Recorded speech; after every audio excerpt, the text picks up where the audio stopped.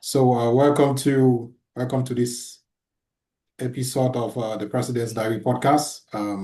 It is a podcast about global affairs and how leaders can respond to the challenges and opportunities that are shaping the future. And speaking of opportunities, we have at hand one of Africa's greatest opportunities. I'm talking about the African Continental Free Trade Area, which is dubbed AFTA. And it was established in Kigali, I think in March 2018, if I'm not mistaken. And it's an enormous opportunity that could help skyrocket African economies through massive growth with the aim of creating a single market for goods and services. So we're here today to talk about it. One problem exists about AFTA is because although we have it in place, although it has been established, many people, many nations still do not see the feasibility. Like, how does it apply to them? How does it apply to small businesses? How does it apply to countries, and how can policies be shaped to achieve it? So that's what we're here today to talk about, especially in the Cameroon context. So we're here to talk about AFTA and its feasibility in the Cameroon context. So before we start, I want you to introduce yourself. Well, thank you so much for the invitation, Destiny. It's really good to be here today. And so obviously I'm Al Hikmam. I founded the Cameroon Economic Policy Institute back in 2023, and was really born out of the need for us to do development differently. And one of our focus areas is the African Continental Free Trade Area. So we try to influence trade policy, and we work very closely with policymakers. And in the process, we try and connect businesses to financial institutions to make it easy for them to access not only trade finance, but also trade insurance, amongst others. Now, a bit about before CEPI, I worked for another think tank called the Cafe Policy Institute, based in Yaoundé. And I also consulted for the North American Treaty Alliance, NATO, last year. Um, Mainly doing economic stuff, but from a defense perspective. And then I also previously worked as a consultant to Central Africa for the Bill and Melinda Gates Foundation, um, covering trying to make the demographic dividend a reality in Francophone Africa. So Ivory Coast, Central Africa, um, Cameroon, Chad, etc. And of course, I also spent about 7.5 years in London, and those 7.5 years were very instructive. I completed my education until the master's level. I worked for about 5 years, and then I decided that it was time for us to come and shape the future that we want.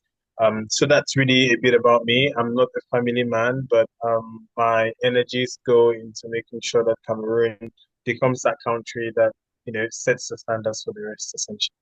Amazing. In fact, I love your profile, and that's why I said you're so much very qualified to speak on the topic of today. So let's Oh, thank you. Thank yeah, you. let's get into it. AFTA and its feasibility in the context of Cameroon. Cameroon is a country which has a lot of economic woes and is facing a lot of economic challenges. First, I just want to put the first question to you. Can you give like a definition of a real overview of what AFTA is all about, what the African Continental Free Trade is all about, maybe for the audiences and those who don't know? Okay. So the African Continental Free Trade Area is an agreement that was signed by 54 African countries in 2018 to reduce the tariffs and the non-tariff barriers between our countries. Essentially, the African Continental Free Trade Area means that if I want to export this shirt to Nigeria, I can do so and I don't have to pay import duties at their borders. So the AFCFTA wants to bring down tariffs on 90% of products that are traded within Africa, which means if you're exporting a pen or a laptop or a telephone produced in Africa to another country, you should not pay any import duties. And why is this important? Because import duties are a significant part of the cost of the good. Let's say you want to export a phone to Nigeria and that phone costs $1,000. You could be paying up to 20% without the AFCFTA, which means that somebody in Nigeria would now be buying that phone for about $1,200 or $1,300. Whereas when we remove the 20% tariff with the AFCFTA. It means that if you simply take that phone to Nigeria and you can sell it for $1,000 without any additional tariffs. Secondly, the AFCFTA is also designed to bring down non-tariff barriers. If you're a fintech company operating in Cameroon, let's say you're Petty Cash, and you want to go and operate in Nigeria, you have to go through a separate process to get the approvals, to get the right licenses, the capital requirements, and the capital requirements are different. All of this means that it's much more difficult for businesses to operate in businesses operating in Cameroon, for them to operate in Chad, or for them to operate in Ethiopia. Whereas, Facebook, Amazon, they're in every single country. And the AFCFTA wants to make sure that our fintech companies, our e-commerce companies like Jumia are able to operate across the continent, essentially bringing down the walls to make it easier for these companies to operate across different borders. So the AFCFTA wants to essentially break down the walls of tariffs and non-tariff barriers. Now, how is the AFCFTA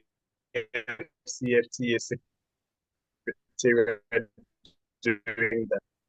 There are a total of 8 done. There are a lot of components inside. One of these protocols are the protocols on goods that will govern how goods are sold across the continent, like phones, shirts, and detergents and whatnot. There's a protocol on services, there's a protocol on competition, intellectual property, investment, dispute settlement, women and youth. All of this is so that in the service sector where we have, say, fintech companies, we can say, okay, fintech companies in Cameroon and in Nigeria, how are they going to manage their data? If you guys have Henry's data and Destiny's data, would you guys store it locally or in the cloud?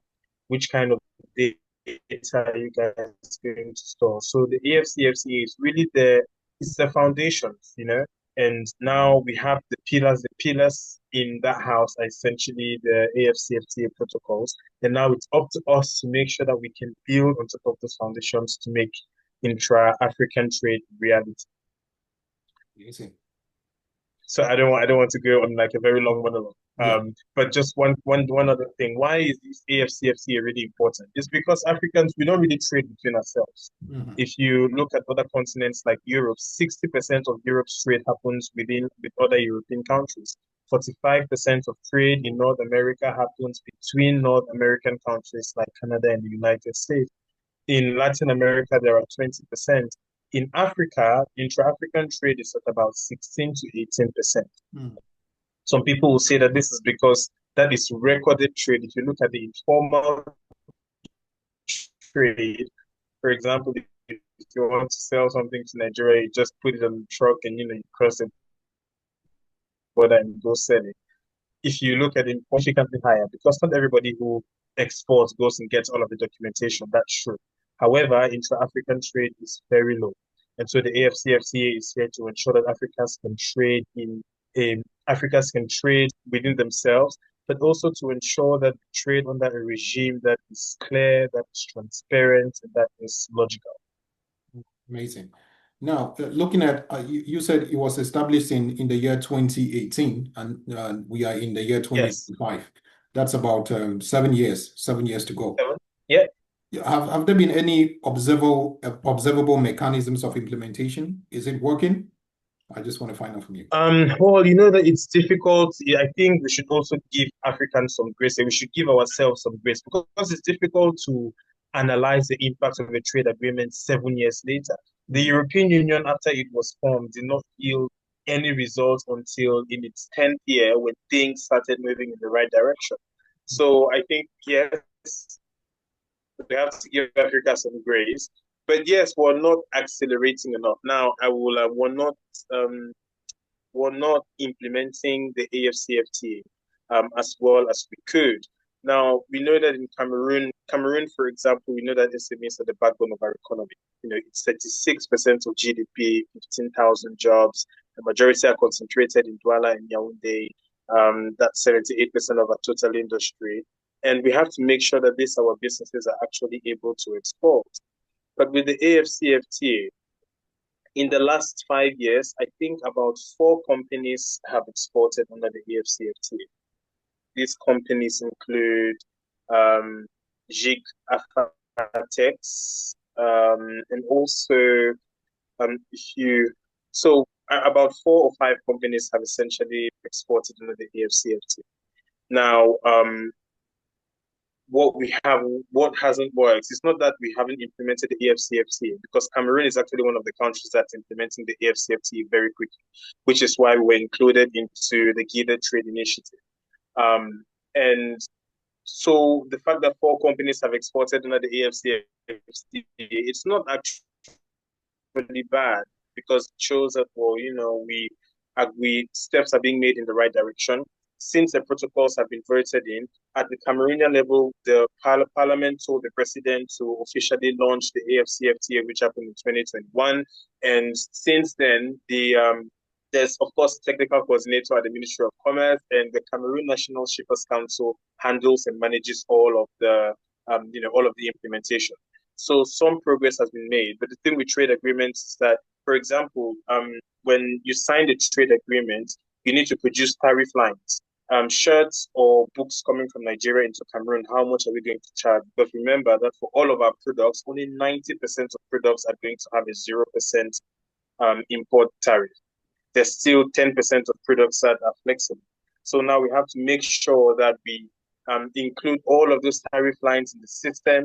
We have to train port officials how to implement those tariff lines, and so it's a long and iterative process. But I think the fact that we've had up to 4 companies trade under the AFCFTA, one, we're doing better than many other African countries out there.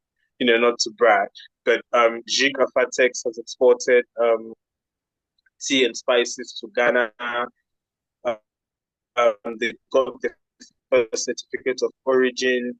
Dawara Tea Estate as well, and Cameroon Tea Estates exported tea of about 38.6 kilograms. Inoda Industry Style received a cargo of raisin from Tunisia. So Cameroon is actually one of the good countries under the AFCFTA. This is why we're including the Guided Trade Initiative. Nigeria only submitted their tariff schedules now. And so it's been really difficult for some Cameroonian importers, because if you remember, the war in Ukraine that started in 2021, with the war in Ukraine, you know that we import a lot of fertilizer from Ukraine. Mm-hmm. And so when Russia went and was bombarding left, right, center, our importers, our farmers and farm organizations didn't know where to turn to for fertilizers. So we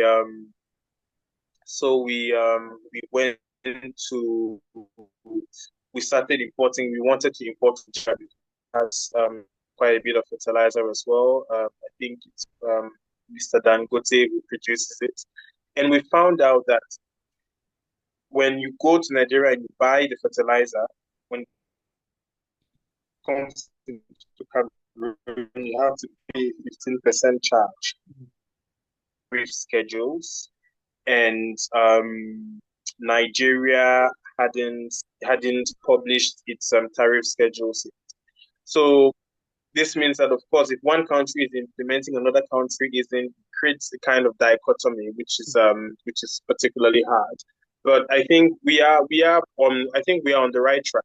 What we have to do now is really make sure that we just move from talking about the AFCFTA to making sure that businesses know how to export step by step. It's about bringing these SMEs together in the room and saying, okay, if you want to export orange juice, you have to go to the African Trade Observatory. It's a website. Where do you want to export to? You want to export to, say, Egypt, or you want to export to South Africa. You put your product, you put your destination. It would give you all of the requirements or everything you need to export to Egypt or to South Africa. Now, you know that it means that your packaging on your orange juice bottle needs to have all of the ingredients. You need to have the date of expiration. You need to have, any other specifications that they have on there. You already know that. You take the information and you brand your product properly. Now we in Cameroon have to teach them how to export step by step. The first thing is you make sure that your product is approved by Agence de normes de la réglementation. The second thing is you get your importer's license and you go and you register on the exporter platform. The third thing is you wear your product, you ensure that they're in line with the conformity, and you use that as justification for the next process. We have to ensure that our SMEs understand step by step how to export. That's the first thing. Now so I'm not going to go on the monologue. Feel free to cut me anytime. I was getting into the flow of what you were saying. All what you're saying, it's in the hands of experts, but I really doubt if our small and medium-sized enterprises have the knowledge of what you're saying, because without the knowledge, there can't be an implementation of it. So that leads me to my... Yeah, they don't. That leads me... They don't have the knowledge. That leads me to my next question. Let's focus on Cameroon, and especially small and medium-sized enterprises. One skepticism surrounding the implementation of the African Continental Free Trade Area is the possibility that maybe industries and other enterprises from other developed nations than Cameroon, maybe their markets are more competitive than ours. Maybe their enterprises are more competitive than ours, and we may have a situation where their goods are flooded in our markets, and that can kill our own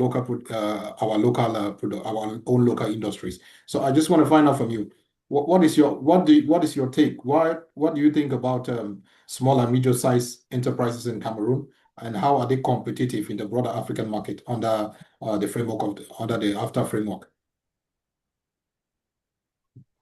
So I think Cameroonian SMEs are broadly competitive. Now, are they able to scale? That's another issue. Because if you taste coffee from Cameroon and made by a local entrepreneur, and you taste the same coffee made in Ethiopia, they're different types of coffee, but it's the same quality. So when it comes to quality and know-how, our entrepreneurs have the skills, the tools, and the resources, especially in the agri sector. So in terms of capacity, our businesses have the capacity. Now, in the service sector, you have likes of Turkish drones, for example. They're making their drones, assembling them, and all of the software is here from Cameroon. It's used in defense. It's used in agriculture. There are loads of companies in Cameroon that do really, really great work. So, you have Skincare Cameroon, we're making good quality indigenous products here in Cameroon.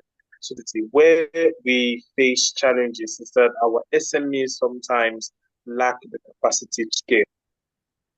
And this lack of capacity is due to a range of factors. So you might have a business that does very good skincare products, but that business sells in Limbe and Boya, and it's difficult to find them in Yaoundé or Douala, because they don't have the capital to advertise, they don't have people to go out there and sell, they don't have a shop here, they don't have a market here, and so it's difficult for our SMEs to scale.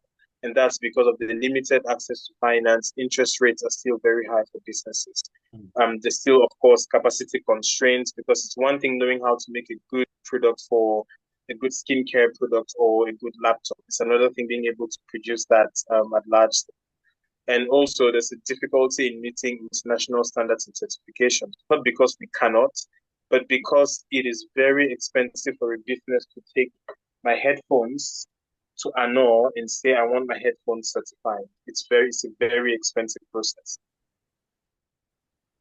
And so it's not that our SMEs are, compared to our African peers, I would say we are moderately competitive, because we still import a lot of beverage from Nigeria, which means that there's a lot of work for us to do for our products to be consumed locally. Like I said, when it comes, our quality of our products are very competitive. But I think when it comes to price and when it comes to scaling practices and products, we're a bit more limited in that regard. Amazing. Let's get to a more a more focused question on the infrastructure of Cameroon, because we know implementing the AFTA effectively requires the efficient infrastructure to do that.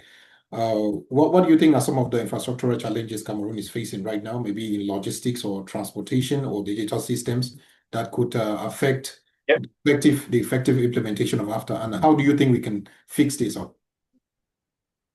Well, let me throw it back to you. Like, if you could list just at the top of your head, like customs procedures are not digitized. If I want to export to Nigeria, Mm, I can't do everything online. I have to go to places, meet people. So it's generally inefficient.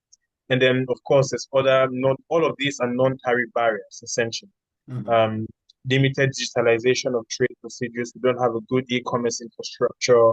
The absence of like fully automated custom systems. mm, Though it's to be fair, we have to say that Cameroon is making some efforts to automate custom systems in that regard because before when you get a car from Europe, it could take you like a month and a half to get to remove from the Douala port. These days it's significantly different, right? It's less than a week. mm. Once you receive your car, all of your paperwork is done. You go and you like pay your customs fees and you get your car or industrial machinery. So the challenges we face are the poor road and rail networks, poor connectivity due to limited internet and digitalization of trade procedures, non-tariff barriers such as the inconsistent application of rules of origin. Because when you export through the Douala port versus when you're exporting through the Cameroon-Nigerian border, there are just two different processes. Well, two different two different experiences. Yes, you need to have the requisite documentation, but in one process, it's significantly quicker than the other to export. Why? Because nobody at the customs wants to have 6 months documentation, so they kind of have to hurry a little bit. The waiting times are still a bit long, but they kind of have we have to make sure that it's easy and seamless for businesses to trade. But if we know that these infrastructure challenges exist, what at SEPI, what we fight for, what we are fighting for incessantly, is that we have to move from saying that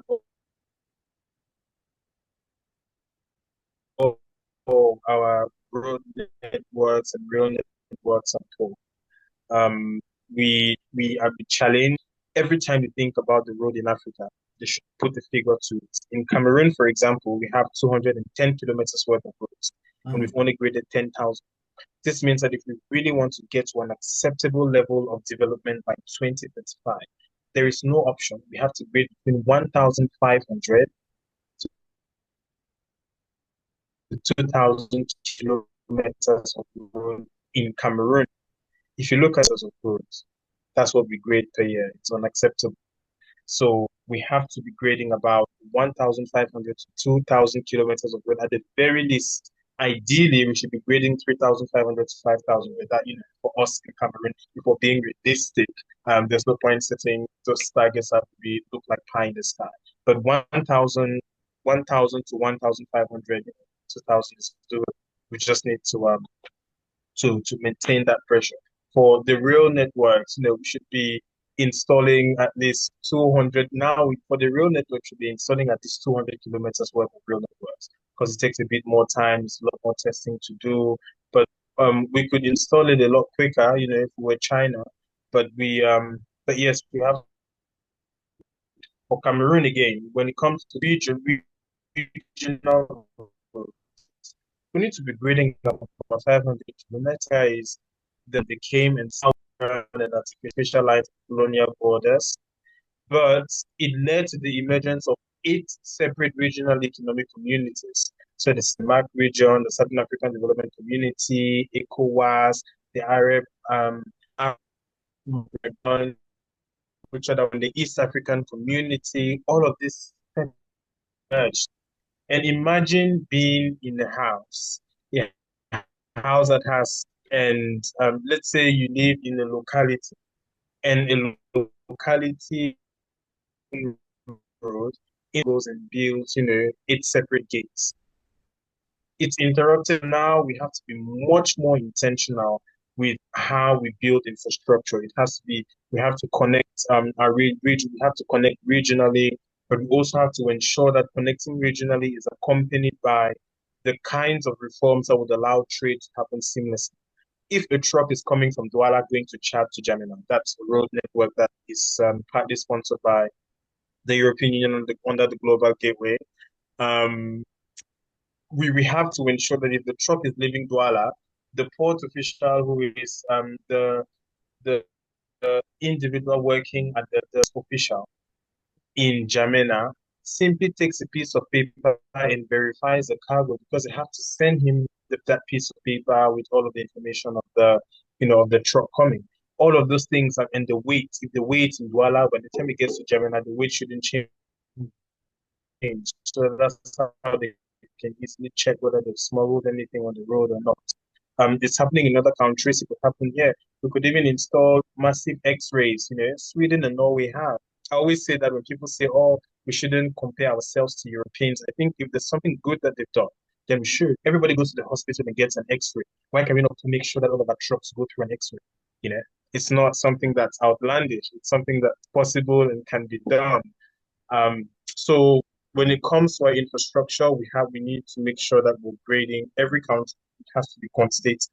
1,500 to 2,000 kilometers of road in Cameroon, 500 kilometers of road connecting the CEMAC region and other regions at the very least.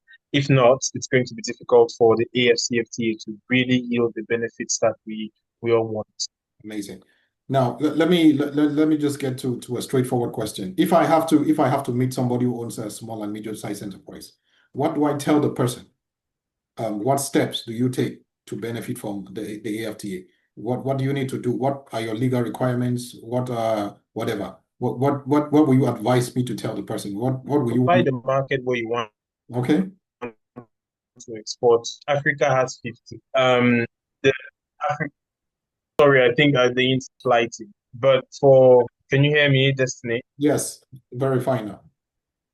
So for a small and medium-sized business, the most important thing is to first of all identify the market where you want to export and the product you want to export.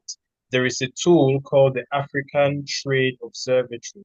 It's one of the tools of the African Continental Free Trade Area that was created to ensure that if you want to export anything, phone, the computer, you put in the phone of the computer, put in the destination, you would immediately get all of the requirements. Once you have those requirements, now it's up to you as the SME. If they say your packaging needs to have these types of information, you change your packaging on on Canva or on some other tool, and you make sure that your packaging meets the specification for that country. So the African Trade Observatory is one of the most important tools that SME should be. It's like the first thing SME should do before they start exporting to another country. So they have all of the information. The second thing they want to do is SME should decide how they want to export.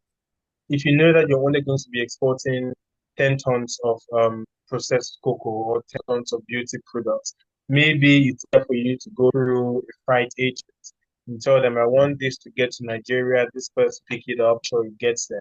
A bit like with with FedEx or some other service. But if you're an SME who knows that you're going to scale your operations and over time you'll be exporting 50,000 tons, you want to do it yourself, because the cost might be cheaper for you, then you have to ensure that you go to the CNCC, Cameroon National Shippers Association. Okay. They're the ones responsible for all of the exports and imports into the AFCFTA. Tell them that you want to export in the AFCFTA. They are going to guide you step by step until until you get your certificate of origin. If you're exporting the products that if you're exporting food or drink, they'll make sure that step by step you're accompanied. So there are people who are literally just waiting for these businesses to come. And the Cameroon National Shippers Council also organizes a lot of training events for SMEs. So SMEs should be on the lookout for that. We, as civil society organizations, we at CEPI, we try to organize at least 4 or 5 trainings every single year. Our aim is really to reach 300. We try and reach at least 400 SMEs every single year.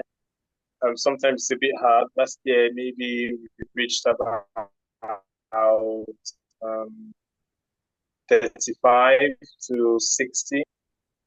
But this year, we're trying to ensure that we actually hit that 300 mark. So SMEs should look for these opportunities as well. And finally, SMEs should, if I can recommend one thing, is that as an SME, don't get complacent. Because if you're producing a product at 5,000 to sell at 7,000, know that somewhere in this Africa, somebody's producing it for 3,000. how can you use technology to make what we're doing better? It doesn't have to be, it's some digital manufacturing process. Maybe it's just your marketing that's automated and that's saving you 50,000 a year. Mm. But our businesses have to accelerate um, the pace of digitization. So at CEPI, we conducted research. We interviewed over 1,000 businesses here in Yaoundé, in Douala, the Western region, and we found out that less than 25% of SMEs sit down and say, okay, how are we going to implement this AI, this digital revolution? What in our processes can change. Less than 25% of businesses sit down and think about it. It could even be if you have a shop and you're selling beauty products, how do you automate the till? How do you automate stocking? How do you automate stocking and how do you automate counting your stocks? All of that. Only less than 25% of businesses will be thinking about it, which means that our SMEs have to ensure that they're thinking carefully how to integrate technology. Amazing. Because where Africa has an advantage with low wages, that the cost of wages were very low in China. That's why China was able to siphon off so much manufacturing from the rest of the world. Africa, it would be difficult for us to do the same, simply because now China is trying to use technology to reduce the cost of manufacturing. So even if somebody can come to Africa and manufacture bags and pay people $300 every single year, in China, you might pay them $350, but they're producing you twice the amount of bags with 4 different types, because they're using now digitization and technology to improve and accelerate and improve the quality of their production and accelerate the quantity that they can produce at any given time. So we have to hurry up. Africa can become the next China, but we have to ensure that technology becomes a fundamental part of how SMEs plan, how they produce, and how they innovate. Amazing. I wanted to ask you about the question of the role of civil society, but you answered that already, so I wouldn't ask you anymore. And because of time constraint, we just have on that 2 minutes. Well, no, I think we have to come back to that, not fully. I think we should come back to that. I think we should come back to that because civil society, we all play a different role. Like we are much more research focused, so we're much more concerned about how we're implementing the AFCFTA step by step. We produce reports, we research what other countries are doing, and then we go and we present this to the Ministry of Commerce, we send it to our colleagues in the public sector, in the private sector. We try and train businesses. But civil society has to do much more than that. We have to ensure that we're giving our SMEs these tools that they can use. Yeah. It's no longer about telling an SME, go and use the Africa Trade Observatory. What we try and do at our trainings, everybody comes, they type it in, you type the products in, you type the market where you want to export to, and you find out how it's done. And then in those trainings, we try now to establish, okay, what are the main costs that businesses face? Is it the packaging? Is it getting the verification from the agency for norms and regulation? We try and make sure that every single business understands where most of their costs are settled. So that if we're going to the government and if we go to policymakers and say, okay, most businesses who have already produced a phone, a garment, beauty products, some detergent, it's expensive for them to get certified at a law. Can you guys reduce this cost by even 25% to encourage more SMEs to go and get their products certified? Because it means that when the products get to international markets like Europe, their products are not going to be rejected. And the government would then say, okay, if the cost is 700,000, 500,000, maybe we can reduce 25%, and then that's how it would be easier for businesses to trade on the AFCFTA. Okay. But for us to get to that point, civil society has to ensure that they understand the needs of businesses and SMEs. Okay. When we run surveys, we do it because we want to understand what it is. There's companies in Cameroon who make dog food, who make cat food. Amazing. And yet when you go to Dove or Santa Lucia or your supermarket, you see the products from Europe. So for us, the question is asking, and when you ask that woman, why do you not export? She's like, I don't export very often because every time I want to export, I need to keep at least 5-6 million on the side. Okay. And that's before your good has even reached, before they've even received, before they've even sent you the payment. And then we tell them, well, like, well, there's something called the Pan-African Payment System. Civil society organizations have to train and they have to help shape policy and the implementation of the AFCFTA. But civil society organizations cannot do that if they don't understand the AFCFTA. Mm. So, without being a big head, every civil society organization should take the time and ask themselves, am I going to give the exporters the tool? Am I going to connect with another civil society organization so that we can, have joint trainings or conversations? Am I going to tell policymakers what level they are in the implementation and what they need to be doing next? Mm. Am I going to be advocating on ways to speed up the implementation of the AFCFTA in our borders, in ports and land borders? Every civil society organization should identify their own niche. And then it will be easier now for us to effect the kind of change we want. So the first step is for civil society organizations to identify what are their strengths and how can this shape trade policy going forward in the implementation of the AFCFTA. The second step is we just have to hold ourselves to account and make sure that when you have an SME in front of you, you can give them all the information they need and they can decide now whether they want to take it upon themselves and export or whether they want to use an agent.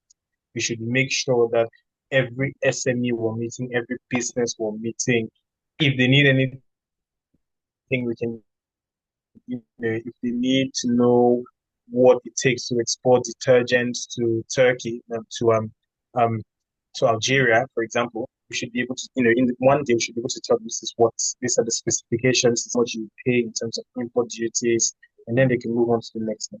So civil sector organizations should play the role of really connecting our SMEs and our businesses as well to not only the opportunities, but also to the individuals who can provide support.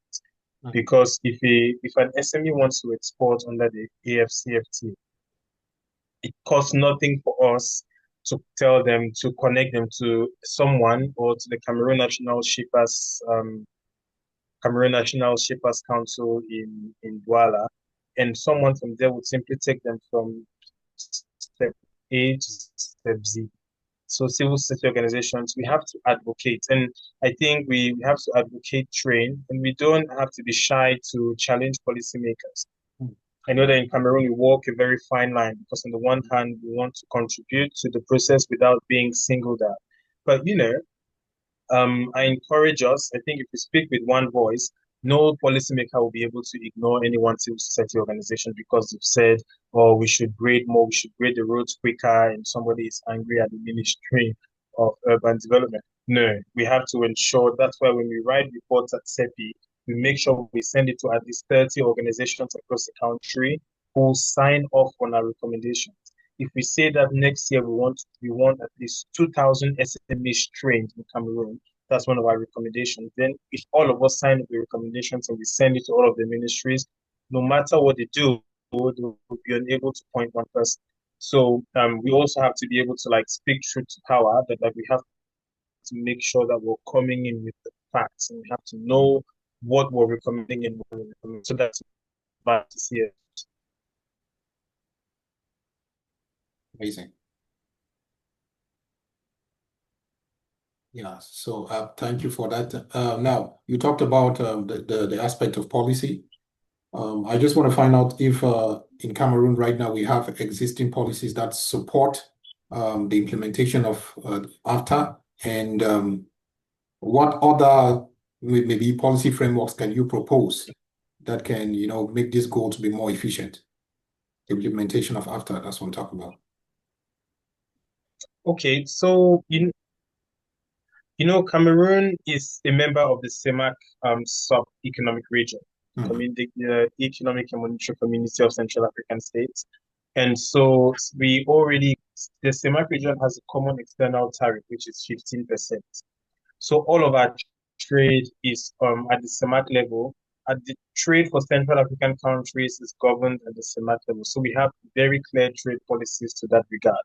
We also have, in terms of specific laws now for the AFCFTA, really The Council of Ministers issued a directive. I think that was back in 2022. And the president of Cameroon also signed an agreement which essentially allowed Cameroon to accede to the African Trade Insurance Agency. That was back on the 18th of May 2000. And the president also ratified the AFCFTA into existence. Since the AFCFTA has come into effect, a number of laws have been signed, right, on biosecurity recently in Parliament, but also rules regarding the handling of data. All of those are not linked explicitly to the AFCFTA, but they will impact how trade is governed under the AFCFTA. So they bring a bit more, they've made trade between Cameroon and its neighbors a bit more predictable. What we have to do is ensure that any laws that are signed or enacted under the AFCFTA, those have to be gazetted, they have to be published, they have to be sent to all of the trade ministries across the continent to ensure that everyone is on the same page. So that's what we have to do more of. Now that the AFCFTA protocols have been approved, we have to make sure that at the local level there is a clear step-by-step guide for policymakers to implement it. Because I cannot lie, implementing the laws for 54 countries, it is cumbersome and it does take time. So we, on our level, at our level, what we're trying to do is make sure that we give policymakers a step-by-step guide for how to implement the AFCFTA for goods, for example, services, or on the competition protocol, on the intellectual property protocol, step by step, so that the person at the Ministry of Commerce knows, okay, I have to call this person at the competition authority to find out what is being done here and how do we want to handle fintech companies who want to operate in Nigeria tomorrow. So that's in terms of the laws, I think since the president signed made Cameroon accede to the AFCFTA Trade Insurance Agency in 2000 and also implements the AFCFTA law signed in Kigali. A number of laws have been put into place, but those laws weren't put into place explicitly to accelerate or improve the implementation of the African Continental Free Trade Agreement. Amazing.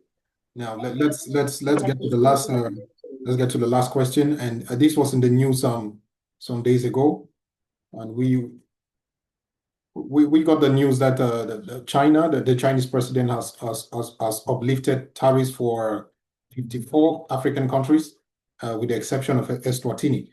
Yeah, so we were talking about that, you and I, on phone, and I was kind of wondering to myself. Yes, we actually spoke about that yesterday. Yeah. So I really want us to get into an in-depth discussion of that, maybe before we run out. How do you think that would negatively affect the implementation of the African Continental Free Trade Area, or in a way is going to boost it? Because I think, if the Chinese can give us a tariff-free market, Africans are going to be exporting more of their products to China than within African countries. And that is does China want more of our products? That's what we should ask ourselves. Are we producing the kinds of things that China wants? Yeah. We export crude oil to China. We export minerals to China. Those are our biggest exports. We're not exporting integrated circuits that are used in phones and laptops and cameras and recording equipment. We're not exporting that. So Africa truly benefit by China saying, "I'll bring the tariffs down to zero." Yes, there will be some savings. Let's say you wanted to export minerals worth 20,000 to China, and then you have to pay 20% import duty every time. It means that overall you're paying 22,000 just to export into China. But now when they remove those tariff barriers to zero, it means that you're saving $2,000 for every $20,000 shipment. So yes, it is good news. But are we truly going to benefit? Without comprehensive reforms, I doubt that we will. But it will also not slow the implementation of the AFCFTA, because the products that are traded within Africa and the products that are traded to exported to China, they're not really in competition. They're not really in competition. They're, if anything, they're like mutually beneficial.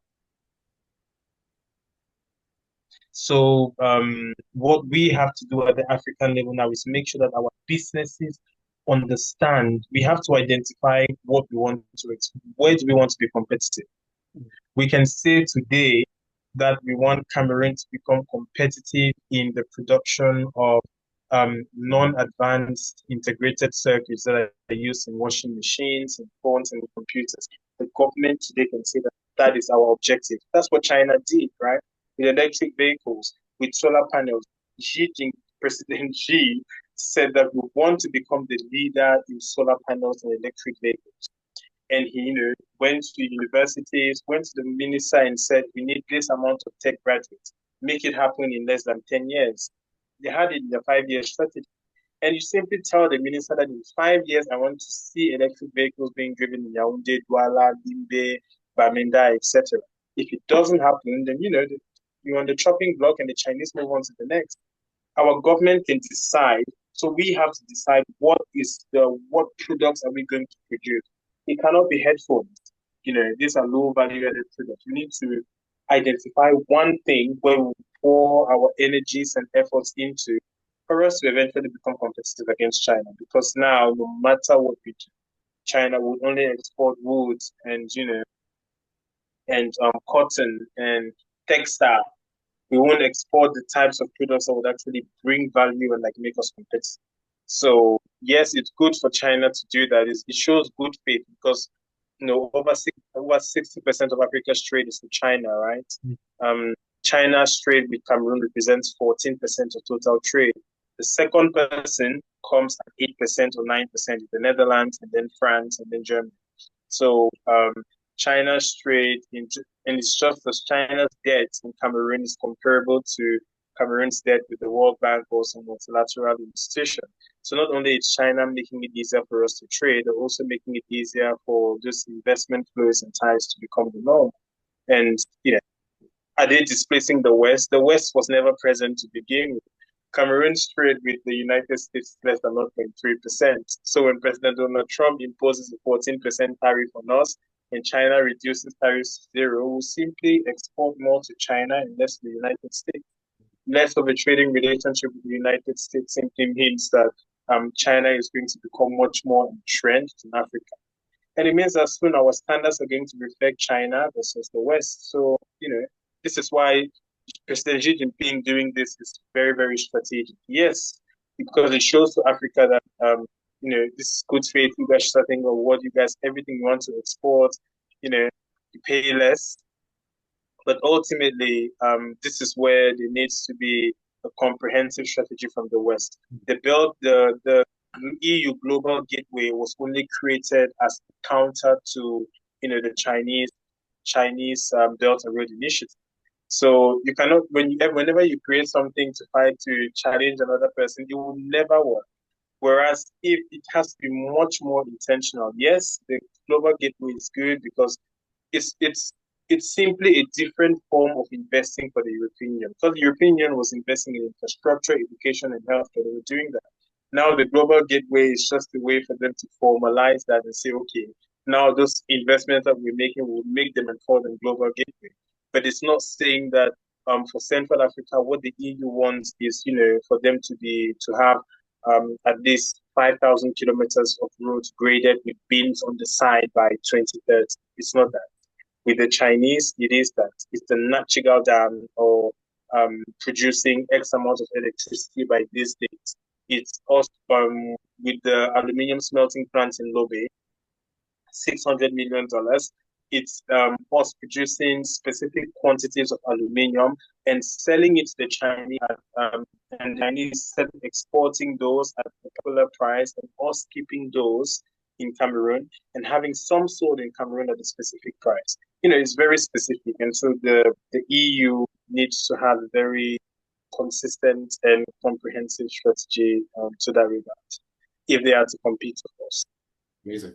Now, just the last question, and this is personal. I want to ask you what are your expectations? What do you foresee for the future of Africa with regards to the implementation of AFTA?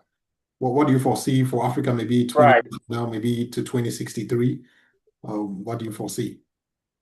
To be if I'm really honest with you, my forecast for Africa are the twofold, right? There's one which is very optimistic, where every year countries are grading 2,000 kilometers worth of roads. We have toll gates and all of that.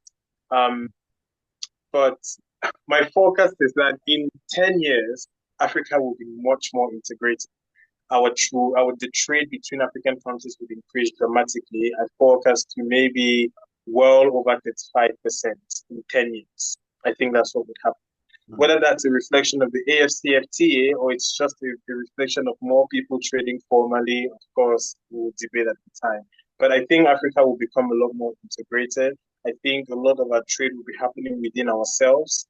And I think on the whole, we would have gotten to an acceptable level of development, but we wouldn't be at the level where poverty rates are 5 or 10%, unfortunately. I mean, I'm sorry to say, but if we continue with the current pace of reforms that we have now and the current way of doing things now, in the next 10 years, we're still going to have poverty rates at 10 or 15%. However, I do forecast that the AFCFTA not domestic policies is actually going to lift many more Africans out of poverty because according to our estimates at CEPI, it will boost GDP growth by at least 2%. Incomes could rise by about 610 to 810. There we kind of compare a bit with the World Bank. And so people's incomes are going to do better. People are going to be better off because there'll be more milk across the continent, more sugar across the continent, more pharmaceutical products across the continent. And so that would bring down the prices and that would lift people's standards of living. However, governments equally have to make it a priority to support the implementation of the African Continental Free Trade Area. We already have the African Trade Observatory. We have the Pan-African Payment System. Governments have to go out of their way and say, we have to stop exporting and importing in the dollar. The European Union does not do it. The United States does not do it. That Asia is doing less and less of trade in the dollar. We have a system that allows you to simply go on a Facebook marketplace, put some money in your account in your currency and trade across the continent. Our business, our mobility leaders, society organizations, we have to push the mechanism so that Africans should start trading themselves a bit more easily. I do think that trade is going to be an important lever for Africa's development going forward. But we have to accelerate the implementation of the AFCFTA. And any of our partners, our partners here in Cameroon, our partners abroad, our partners in Europe, if they're truly serious about making sure that Africa benefits from the AFCFTA, then they're going to prioritize the implementation of trade relevant infrastructure. For the Japanese, they've simply made sure that one stop border post, these land borders, there are computers and software so that they can check drivers' faces against Interpol and make sure that criminals are crossing borders. Little things like that are what going to show that it's not just capacity building in name. We have to ensure that if they want to be a project, the project shouldn't be to digitize the port. No. We have tariff schedules from all countries. Let's make sure that these port officials are using computers. So if somebody is importing something and they say the import of these shoes, if it's 5%, if the person clicks 5% for Mr. Henry importing from Ghana, then we know that there cannot be any fraud because that person that will simply have to go and pay the 5% somewhere. So we have to ensure that our partners have to work with us. They also have to give us the freedom to be able to experiment because we understand how things happen locally better. And so, yes, anyways, I've digressed, but in the long run, I think Africa and Cameroon will be much more developed. Rates of poverty will be lower. I forecast that our poverty rates will go from 20 to 30% in this decade to about 10% in the next decade. A large part of that will be driven by trade. Amazing. That is my forecast. And our economies are going to be growing much quicker, of course. I also forecast a realignment in I forecast a realignment for Africa generally. We're going to move because we logically move from this US-led world order. Because aid has gone from 100% to 75%, according to Senator Marco Rubio. Not a lot of it was cut, but I think Africa now, it wouldn't be a question of us challenging the legitimacy of Western systems by pursuing BRICS or China. It would be us thinking concretely, why is it beneficial for us to have an alternative? And so I also forecast the rise of the new development bank or the BRICS. There will not be a BRICS currency, but I can see African countries and Asian countries moving away from the dollar, not because they want to or because they want to spite the US, but just because it's becoming because of innovation and because it's cheaper to use currencies where they are as opposed to as opposed to use them are supposed to change them into the US dollars and then use them to trade amongst ourselves. So I'm not forecasting the demise of the US dollar, no, but the share of the US dollar is going to fall across all African countries. Even our FX reserves, we no longer have countries keeping 60 or 70% of their reserves in the US dollar. No, as we start trading between ourselves, Cameroonian in Nigeria are changing in the CFA franc and the naira. The Ghanaian cedis and the CFA franc, the Ghanaian cedis and the Nigerian naira, the Kenyan shillings and the Ghanaian cedis. All of that simply means that we will start keeping more of our own currencies in our central bank reserves, and the role of the dollar will become dominant. So that's it, the forecast. The fourth forecast is that we're going to become smart in our trade and engagement with China, because when China did not open its markets for everybody to come and sell their products, they closed their market, which is why instead of Facebook, Twitter, and Instagram, they have Baidu, Amazon, Alibaba. Instead of Amazon, they have they have Alibaba. Instead of Stripe, they have Tencent and Alipay. So China closed up its system and said that for us, our payments are going to be run by our own system.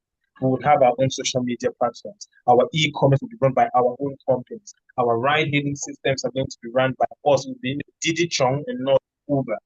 Not Yango in our case for Cameroon. So the Chinese stopped when they did that. Everybody was like, "Oh, you guys are protecting your markets." But look at the Chinese too.